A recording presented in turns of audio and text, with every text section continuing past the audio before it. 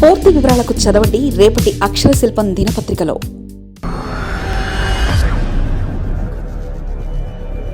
మీరు అసలు తక్కువనలేదా రాజా? సైకో వెధవ, లోఫర్, బేవర్స్, తిరుగుబోతు, అరెస్టు వేళ గుర్తుకొస్తున్నాయని చెప్పాలి.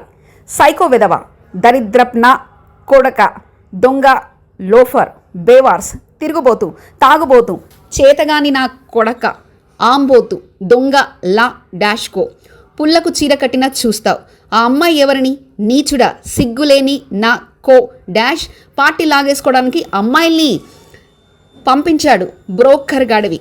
రక్త కన్నీరు పెట్టుకుంటావు, దరిద్రపు నా కో డాష్. పోసాని నోటి నుంచి వచ్చిన బూతుల్లో కొన్నిటిని, అది కూడా రాయడానికి ఇబ్బంది లేని మాటల్ని చూస్తే ఇక్కడ కనిపిస్తున్నా అన్న మాట్లాడిన తర్వాత వచ్చినవే.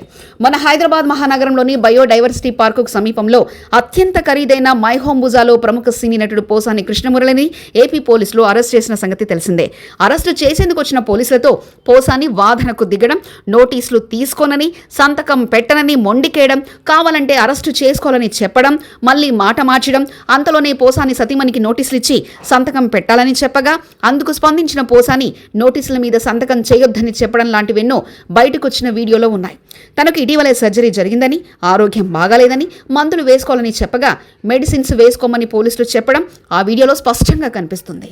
ఇదంతా ఒక ఎత్తైతే పోసానిని అరెస్ట్ చేయడమా, ఆయనను అరెస్ట్ చేసేంత తప్పులు ఏం చేశారు లాంటి ప్రశ్నలు కొందరు అమాయకంగా వేస్తున్న వేళ ఆయన నోటి నుంచి వచ్చే మాటలు ఎంత దారుణంగా, అరాచకంగా ఉంటాయన్న విషయాన్ని చెప్పే చిట్టి వీడియోలు బయటకొచ్చి వైరల్గా మారాయి.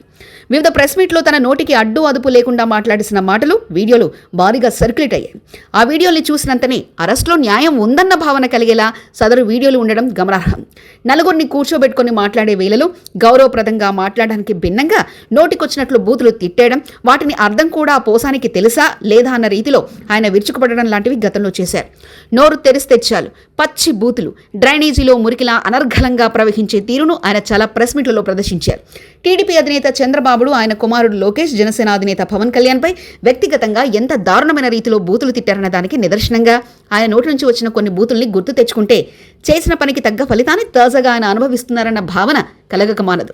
సంబంధం లేని అంశాలపై నిప్పులు చెరుగుతూ వ్యక్తిత్వాన్ని దారుణంగా హననం చేయడమే కాదు, ఆ వీడియోల్ని సదరు కుటుంబాల వారు చూస్తే తీవ్రమైన మనోవేదనకు గురి చేసేలా పోసాని మాటలు ఉండేవి. పోసాని ప్రెస్ మీట్ టీవీ ఛానల్లో వస్తుంటే టక్కున ఛానల్ మార్చేయాల్సిన పరిస్థితి.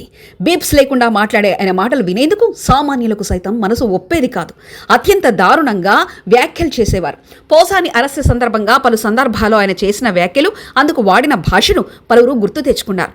వెనక ముందు చూసుకోకుండా రేపటి రోజున ఏమవుతుందన్న సోయి లేకుండా మాట్లాడిన మాటలకు ఆయన ఇప్పుడు మూల్యం చెల్లించుకుంటున్నారన్న అభిప్రాయం వ్యక్తమవుతుంది. రాయడానికి కూడా ఇబ్బంది పడే ఎన్నో మాటల్ని ఆయన తన ప్రెస్ మీట్లో వాడేసేవారు.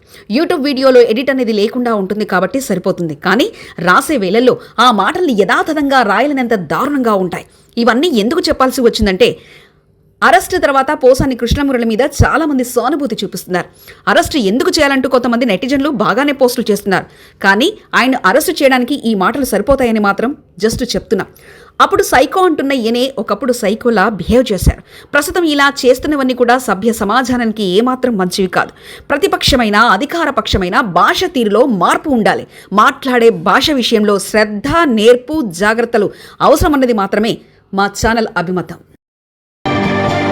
మరిన్ని కథనాల కోసం సబ్స్క్రైబ్ చేసుకోండి మీ అక్షర శిల్పం. పూర్తి వివరాలకు చదవండి రేపటి అక్షర శిల్పం దినపత్రికలో.